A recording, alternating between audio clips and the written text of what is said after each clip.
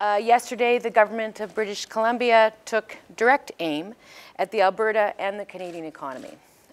Acting outside the law, the BC government took aim at the jobs of hundreds of thousands of hardworking women and men in every industry that depends on governments acting within the rule of law. The BC government took this action with no provocation and almost no warning. To call this a violation of the rules governing our Confederation is an understatement. It is an attack on its very foundation. Albertans play by the rules. We all know that. We've all worked very hard to do that, and we always have. And that's how we secured, as you know, the federal government's approval of a new pipeline to the coast, an historic achievement. And just because the BC government, in coalition with the Green Party, doesn't like the decision, gives them absolutely no right to ignore the law, or, put another way, to change the rules at halftime based on a whim, which is effectively what we saw yesterday. Friends, this is not how Canada operates. And it's why we have a federal government that sets the rules and makes sure that they are enforced. Albertans and Canadians expect no less from Ottawa. Albertans also expect their government, us, to stand up and fight when our jobs and our livelihoods and the jobs of all Albertans are at stake. It is a duty that I know we all take very, very seriously. The government of Alberta will not, we cannot, let this unconstitutional attack on jobs and working people stand. Alberta contributes mightily to the economic security of every Canadian, including every British Columbian.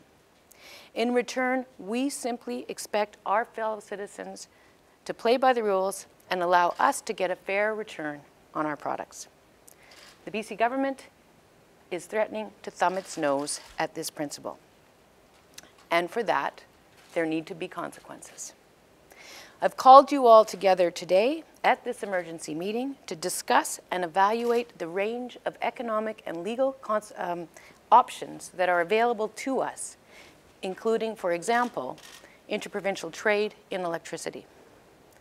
Although we have every expectation, and we have had every expectation that the BC government would act within the law, we've also done some preparatory work looking at possible legal and economic responses should they choose not to. Specifically, last summer, I asked officials to begin work on polishing the tools in our toolbox. And so today, I would like us all to discuss how best to use those tools to stand up for Albertans and for their jobs. The government of BC has acted rashly in a way that threatens jobs and investment, not only in Alberta, but in BC as well. Nonetheless, on behalf of Albertans, we must consider our options and our response to this action very carefully.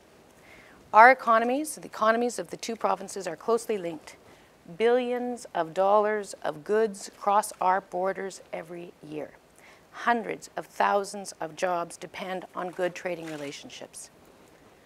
But I believe, and I know that you do too, that we owe it to Albertans to do everything within our power to defend our jobs and our economic security.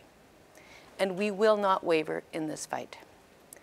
So we will be calling on all Canadians and the federal government to support us in our work going forward.